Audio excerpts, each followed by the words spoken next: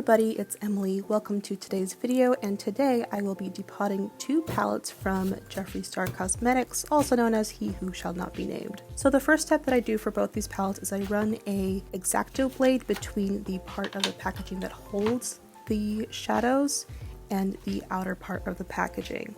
I used an X-Acto blade and a depotting tool that I got off of Amazon, and it worked really well.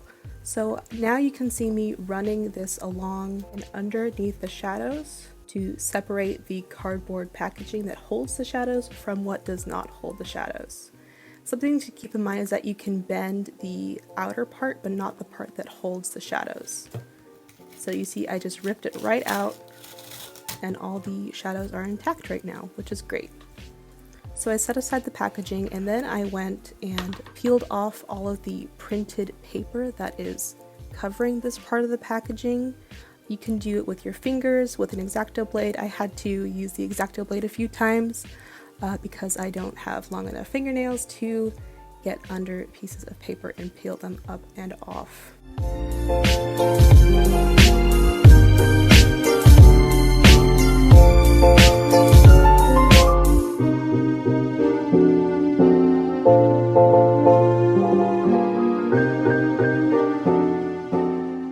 So after I get that all the way off, I start going around and trying to bend the packaging around the pans, and I can just lift the pans out without breaking. I'm bending the packaging, not the pans, to make sure that they can get out safely and without breaking.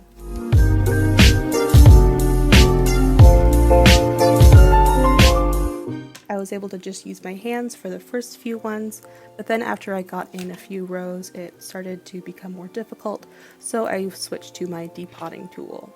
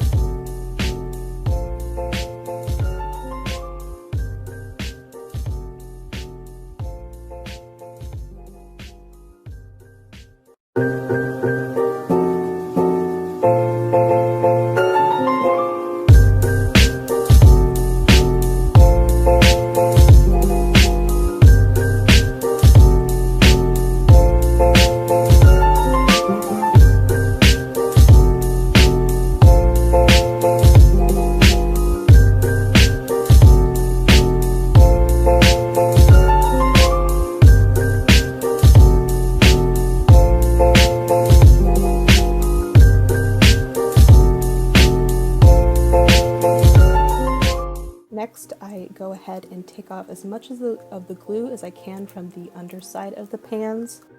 You can do some of it with your fingers, like getting off the cardboard part that is stuck to the glue, but for most of it I had to use an X-Acto knife to scrape off very firmly all of the glue.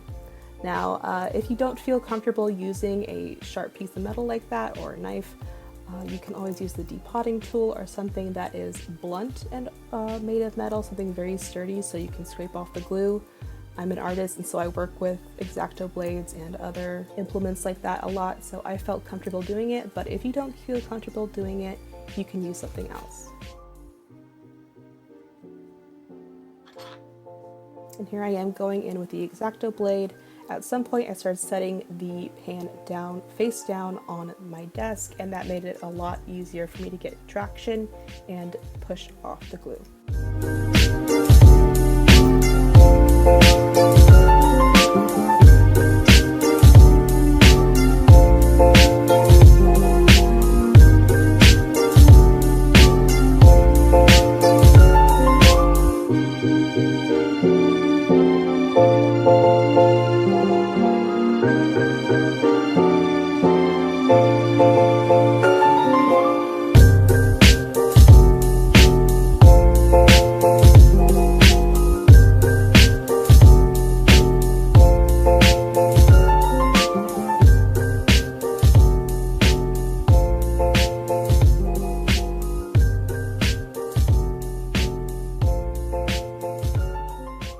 And then I repeated the same process that I said before for the Jawbreaker palette.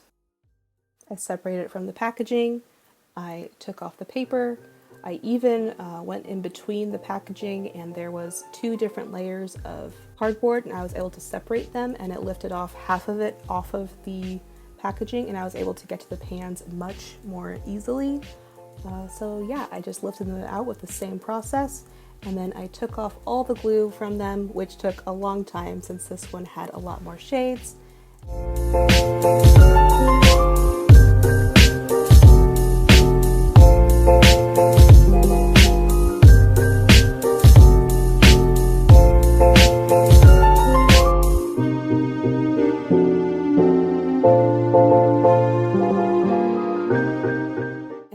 Then I had a bunch of single shadows from Jeffree Star Cosmetics. Okay, so I just finished depotting my 2 Jeffree Star palettes, the Thirsty and the Jawbreaker. So these are all the shadows that are in here. These 3 I've set aside because I know I want to get rid of them, but I'm gonna put these in order in like rainbow and kind of pick out ones that I don't feel like I need. If they're like repetitive or anything, so I'm just gonna organize these and then see how many I have, and that will also influence what size Z palette I want to get for these, because I don't want to like get one and then realize that I don't have enough room for it. So yeah, I'm just gonna organize these and figure out which ones I want to get rid of.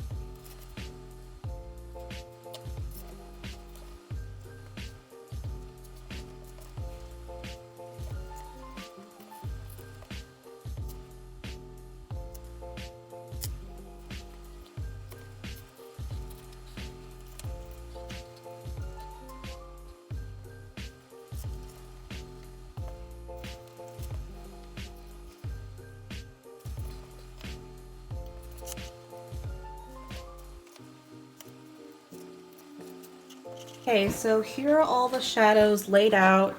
I kind of did a gradient bit by color and also by depth or value.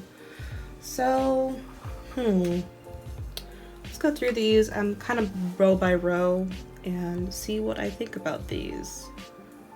I'm pretty okay with this row. I know that this is a cooler tone. It doesn't really look like it's a different tone, but I know that it is. These 2 are looking pretty similar. I know that this one's Ranch from the Shane Dawson palette, and this is, I think, Jawbreaker from the Jawbreaker palette. I know they have different reflex. So this is the one from the Jawbreaker, and this one is from Shane Dawson. So this one has more of like a gold reflect, and this one's just a straight up white. I think I can keep both of those. Yeah, I think I can do that. I'm not sure if there's a difference between these 2 browns, so I'm probably going to swatch those as well.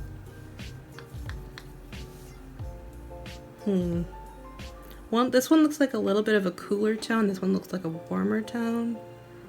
But I think I would use the warmer toned one more than the cooler tone one, so I'm going to keep that one and get rid of that one. And then obviously we can see that these 2 kind of light nude pink shades look really similar. I know that this one's from Jawbreaker and this one's from Shane Dawson, so let's swatch these 2. See if there's a difference. I don't see a difference. I really don't. Let me... Okay, they're a little different. Okay, so this one's a little lighter on the skin.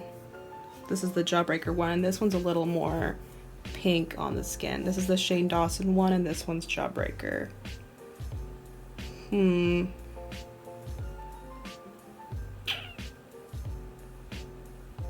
I'd rather keep this one, I think, and use this kind of like as a setting shade for my looks, because I don't really go in with like really light transition colors like this, so I think I'm gonna get rid of that one. I think I'm good with the rest of that row. And here, the Trisha Paytas shade, and then like the, I think the Cotton Candy shade from Jawbreaker, they are very similar, so let's swatch them. So this one's from the Conspiracy palette, and this one's from the Jawbreaker palette. The Jawbreaker one looks a little bit more metallic, a little more pigmented, and I like the consistency of it more. So I think I'm gonna keep that one and get rid of the Trisha shade.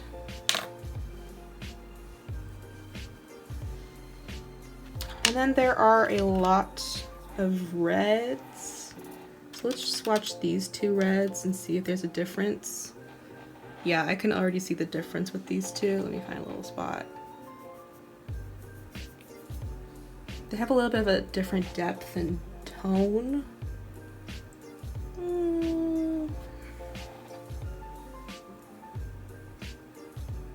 I like them both, but I don't know if they're like different enough to keep both of them. I think I'll keep this one, which is the upper one, and I'll get rid of the little bit darker and a little bit cooler toned one. Get rid of that one. And these two shades are looking really similar to me, so let's swatch those.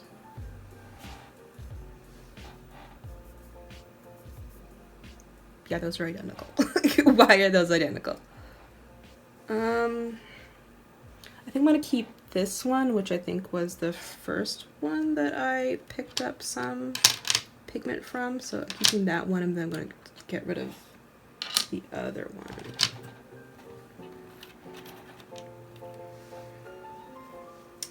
Okay, and then I think the only ones that really look really similar to me for the rest of these are these two. And I think there's a tiny bit of difference in value with these two. I'll try and find a spot. Yeah, this one's a tiny bit more like cool.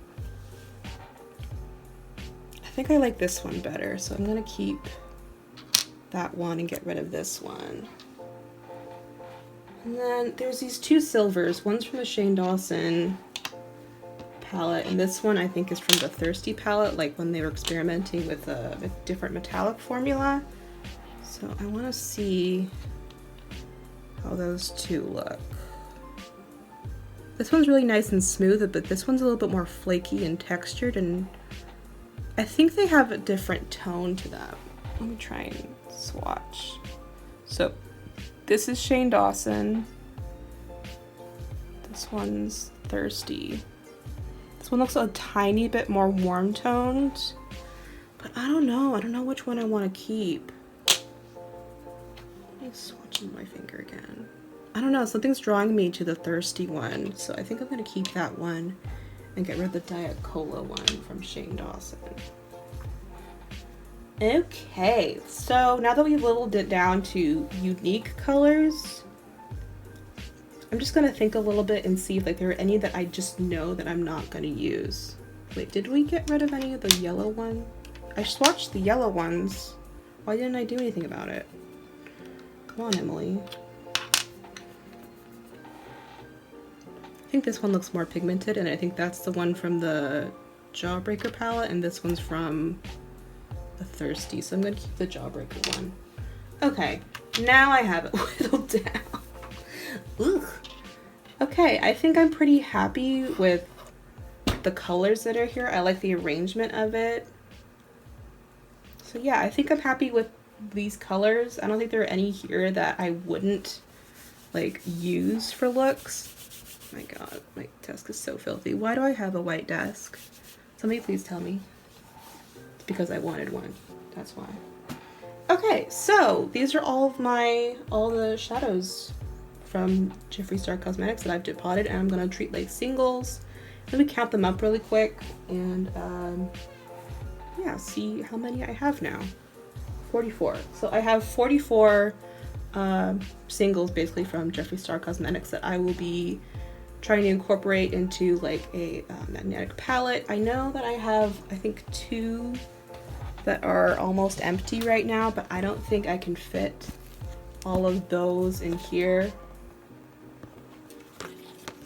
Yeah, there's no way I can fit those in there. So I'm probably gonna get a large palette that I can use to store all of these, and then I'll keep these smaller palettes so that I can kind of create curated little color stories. I've been really inspired by Hannah Louise Poston here on YouTube. I really like that she has a curated collection of singles and that she kind of dupes the vibes of new releases with her own single collection. So I'm really excited to kind of try that out and try doing that with my own stuff. I'm really glad to get all this like bulky, gross packaging out, so I don't really like associate it with a problematic brand anymore. But I am keeping my Blood Sugar palette. I'm keeping this in the packaging because honestly I like this packaging and I really like all these colors, and I don't think I would like losing this packaging because I don't know, it just feels really nice. And this was a more recent purchase. I bought this I think in like last year in 2020, like in February or March or something like that. So this one's more recent than the other two. So I want to keep this one around, and I love the packaging design of it. So yeah, thank you guys for coming to watch this video. I hope you guys enjoyed it, and I hope that I can explain how I did this in a way that is helpful or educational to you so that you can depot things in similar packaging and be able to salvage basically all of the shadows. Yeah, so I was really happy that I was able to get all of the shadows out without breaking today. So yeah, if you like this video, please leave a like, comment, and don't forget to subscribe, and I'll see you guys in my next one. Bye!